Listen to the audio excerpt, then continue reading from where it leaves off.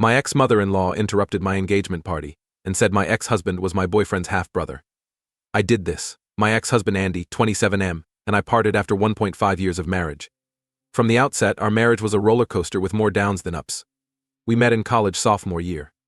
I was usually reading, whereas Andy was the life of the party. Our situation seemed to prove opposites attract. Andy proposed after 2 years of dating. I knew after our whirlwind romance that we were too young and ignorant to understand marriage. We thought love would win, but life prevented it. The issue arose shortly after we moved in together following the wedding. After being charming, our differing lifestyles caused constant conflict. Early riser, I'm up at 6. Even on weekends, ready to start. Andy, however, often staggered home at 3 a.m. from a night out with friends and sleep until midday. I tried to wake him up by saying we were wasting time. He'd become annoyed and claim I was too stressed and needed to relax. We didn't compromise, and this happened virtually every weekend. Our financial habits were another huge disagreement. I plan and save. I envisioned us buying a house, creating a family, and having a secure future. Andy lived in the moment. He bought expensive gadgets, fashionable clothes, and nights out, saying we were young and should enjoy life. I remember discovering his hidden credit card. I found a statement in his desk drawer while cleaning our flat. I felt sick when I saw the $15,000 balance. Andy said it wasn't a big problem and he'd pay it off when I confronted him. But it was a tremendous trust breach for me. Also, our communication styles clashed badly. When we fought often, I wanted to resolve things promptly. I believed in discussing issues, finding solutions, and moving forward. Andy would absolutely shut down. He wouldn't talk to me for days. I became more worried and agitated, which led to bigger fights when he finally spoke. Couples counseling seemed too late. The sessions revealed our profoundly distinct values and life aspirations. We felt like we were speaking different languages when the counselor advised we find common ground. We reached our breaking point a year into marriage.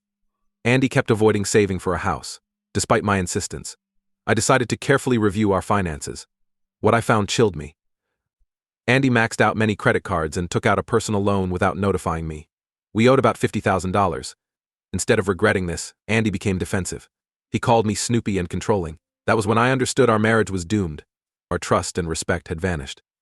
I knew separating was important, but it was hard. Andy suggested we try to resolve things, but I could tell he wasn't serious. I think we both recognized we rushed into marriage was wrong. Sandra, my mother-in-law, was devastated by our split.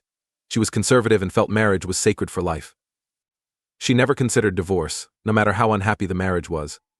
Sandra began calling me every day to lecture me on marital problem solving. Her words, marriage isn't intended to be simple, sweetheart.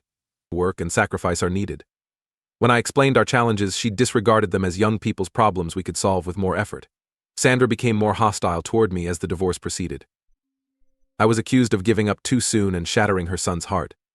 On our last court date following our divorce, she looked me in the eye and said, "You'll regret this.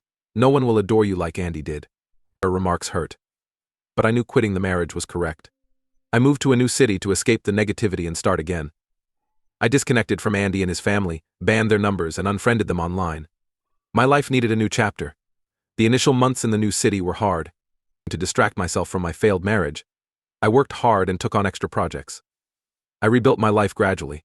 I met new people, tried new things, and rediscovered myself as a person, not a wife. A year after moving, my coworker invited me to a house party.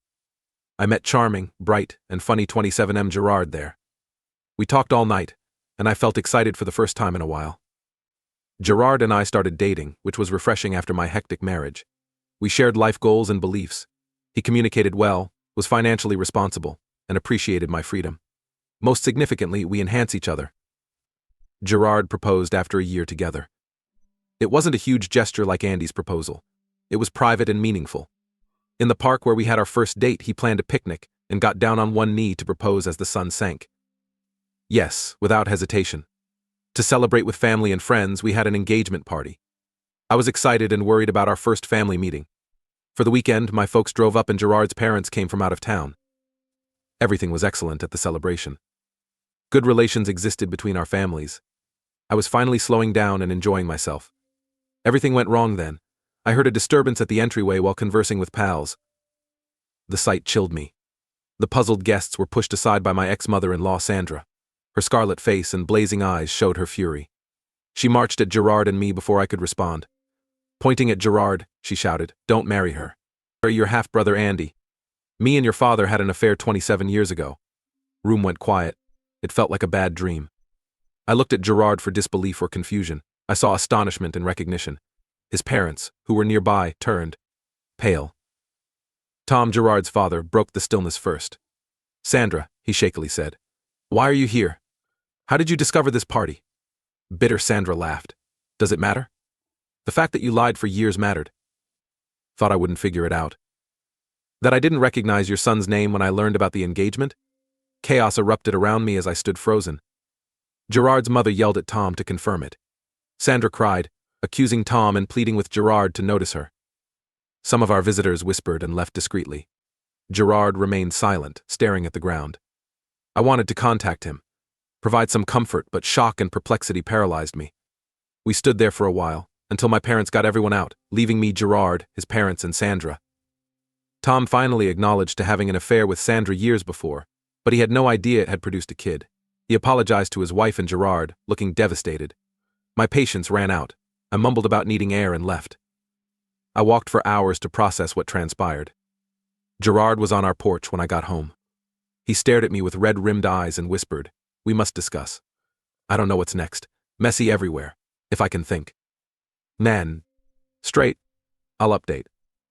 Update 1. I'm still recovering from the engagement party fiasco 2 weeks later.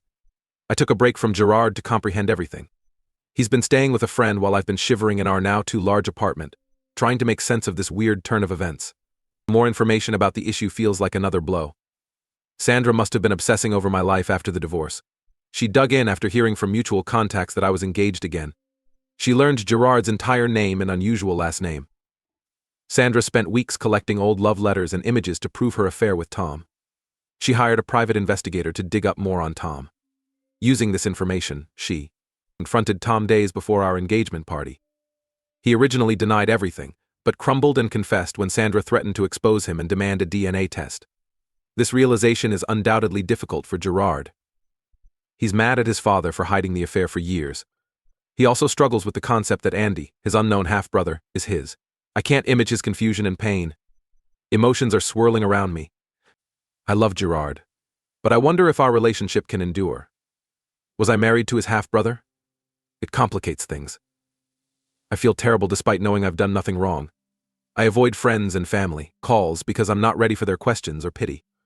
My mom texts me daily wondering if I'm okay and if she can stay with me. I appreciate her care, but I need time to think. Andy called me unexpectedly yesterday. Sandra reportedly told him everything. He sounded alarmed and bewildered like me. He apologized for his mother's behavior and denied knowing anything. We clumsily danced around the elephant in the room while talking. The fact that my ex-husband and fiancé are half-brothers. Andy released another bombshell when I felt things couldn't get worse. He told me he and his girlfriend are pregnant. The news slammed me. Not because I still like Andy, but because it complicated an already problematic issue. If Gerard and I continue together, my ex-husband's child would be my fiancé's niece or nephew. Just thinking spins my head. I haven't told Gerard Andy's news. Not sure when or how to mention it.